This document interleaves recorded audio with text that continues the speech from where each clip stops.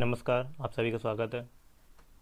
तो कल red cross day था, तो उसके बिहाफ पे जितनी भी उससे रिलेटेड चीज़ें हैं तो उसको आज हम लोग डिस्कस करेंगे। उससे रिलेटेड जो हिस्ट्री हो गई, ये क्यों शुरू हुआ था, किसने शुरू किया था, तो इसकी सारी हिस्ट्री चेक करेंगे। और जो इस ईयर से रिलेटेड चीज़ें हैं वो भी हम लोग चेक करेंगे।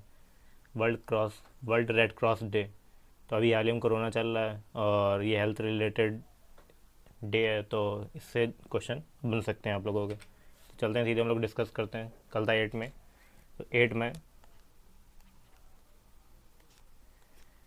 मई को होता है वर्ल्ड रेड क्रॉस डे। ये यहाँ फिगर बना हुआ है उसका। और सबसे पहले चेक कर लेते हैं थीम, जो इम्पोर्टेंट रिलेट क्वेश्चन बन सकते हैं। तो सबसे पहला क्वेश्चन कि 8 मई को क्या बनता है, और वो हो गया वर्ल्ड रेड क्रॉस डे। और उसकी थीम क्या थी? थीम है टुगेदर वी आर अनस्टॉपेबल। तो थीम होती है इम्पॉर्टेंट।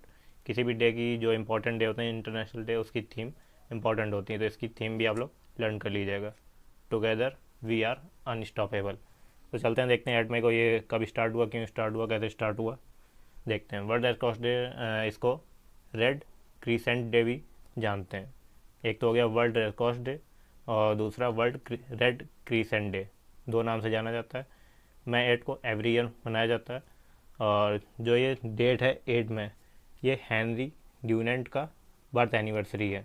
तो इन्हीं के नाम से ये, इनकी बर्थ एनिवर्सरी के भी यहाँ पे शुरू किया गया। तो ये क्या है? फाउंडर है किसके? International committee of red cross, ICRC।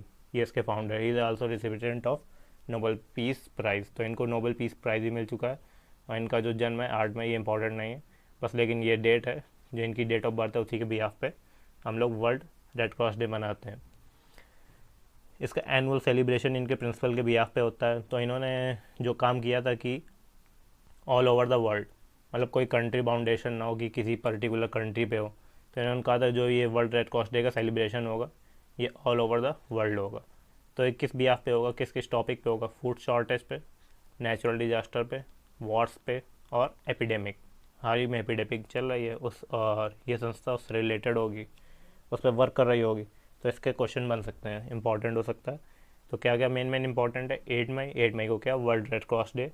और इसको दूसरे किस नाम से जानते हैं? Red crescent day. और हर साल 8 मई को मनाया जाता है। हु इज़ द फाउंडर, ये पूछेगा। अगर फाउंडर पूछे तो हेनरी ड्यूनेंट। किसके किसकी बर्थ एनिवर्सरी है? तो हेनरी ड्यूनेंट। और इसकी थीम क्या है? Together we are unstoppable. अब चलते हैं इसकी हिस्ट्री जान लेते हैं और किससे किससे रिलेटेड इशू होते हैं। Food shortage, natural disaster, Wars और epidemic.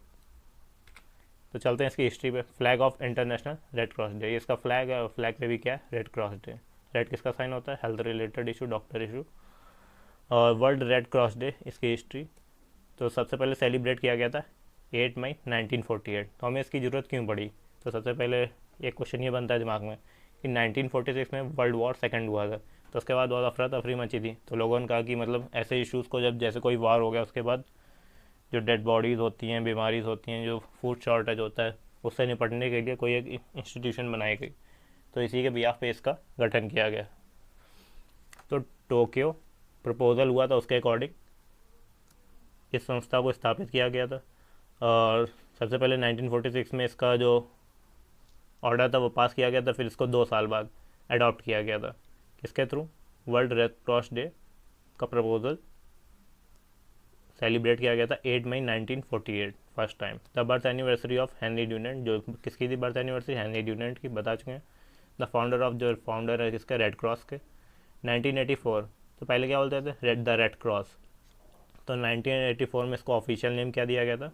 World red cross day and red crescent day, the official title of the day. इसी दिन इसको ये ऑफिशियल टाइटल दिया गया था 1984 में।